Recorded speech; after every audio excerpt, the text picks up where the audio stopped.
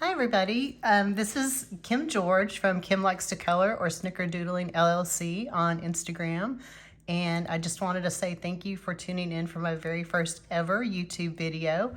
Today I wanted to show you guys how I blend with 3 colored pencils. I'm going to use my 3 Prismas, and what I have for you today, let me see if this can work, is I've got Blush Pink, which is PC928, Hot Pink PC993, and Processed Red PC994. So what I'm going to do is zoom in a little bit here for you guys. And we're going to look at this guy right here. We're going to try to blend that. So I always start out with my lightest color first. I've got a sharp point on here, and I just lay down a real gentle layer. So I'm just barely pressing down, just laying down a little bit of color. The nice thing about these Prismas is that with their wax core, they're so creamy to blend, just super buttery.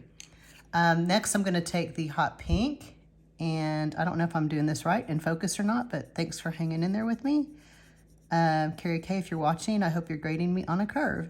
So anyway, so now I'm just laying this down, and you can see I overlapped this color, the second color, over the first lighter color. And I'm just, blending it and not really mixing it up too much. And then the last thing I'm doing here is taking my processed red for the darker color, and I'm going to lay that down at the base. I'm going to make kind of a V with this and sort of go up the sides a little bit. Oops, you can see I got out of the lines there a little bit. I tell you guys, if you watch me color and you watch some of my reels, you'll see that I break the lines on everything I color. Okay, so now I'm going back in, going over with the second medium color over that darker color and just blending it. And then last, I'll take this lighter color, oops, let me get that little bit of white, right over the top, and I'm blending it down into the medium color. So you could stop there if you wanted to. I want a little bit more of this hot pink color in it because I think it's a pinkier pink. The lighter pink that I picked is a little orangey for me. I should have probably used Deco Pink. But anyway, so I'm going to bring this medium color up a little bit. Do you guys see this? I call it artifact dust that's getting created. I don't know if you can see like the little pencil shavings that are coming off there as I don't know if that helps or not. Anyway, one of my favorite tools of the trade is a makeup brush, just a cheap makeup brush to have on hand. Brush that aside as you go. So I'm going to come in and darken the bottom part a little bit more. And now I'm going to repeat the same thing on the rest of these over here real quick. So again, I'm just laying down the light color, and if you're like me, you kind of do it like an assembly line, and you just get them all going at the same time. I get impatient like that. I can be a patient colorer, and then I can be a very impatient colorer, depending on what I'm doing.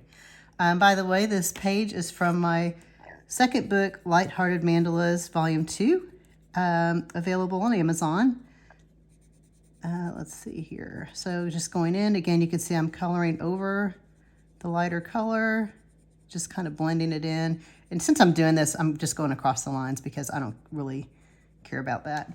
And then again, we're just laying down this darkest color here, and this is usually where I end up breaking the line.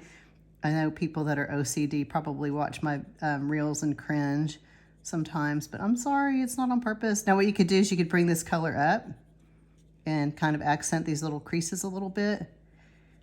Okay, there we go. And then again, so I go like 1, 2, 3, and then I color backwards 3, 2, 1. That's usually how I do it.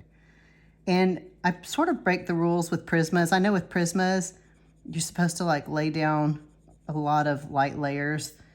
I get impatient. I usually do 2. Sometimes 3, just depending.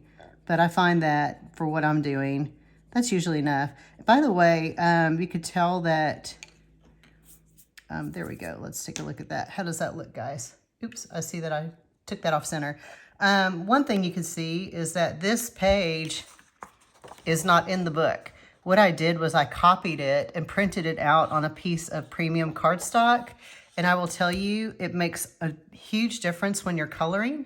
This paper is so much easier to blend your colors, and it's nicer. It's not the Amazon paper that you would normally get. Anyway, so let me know if you have any questions or comments.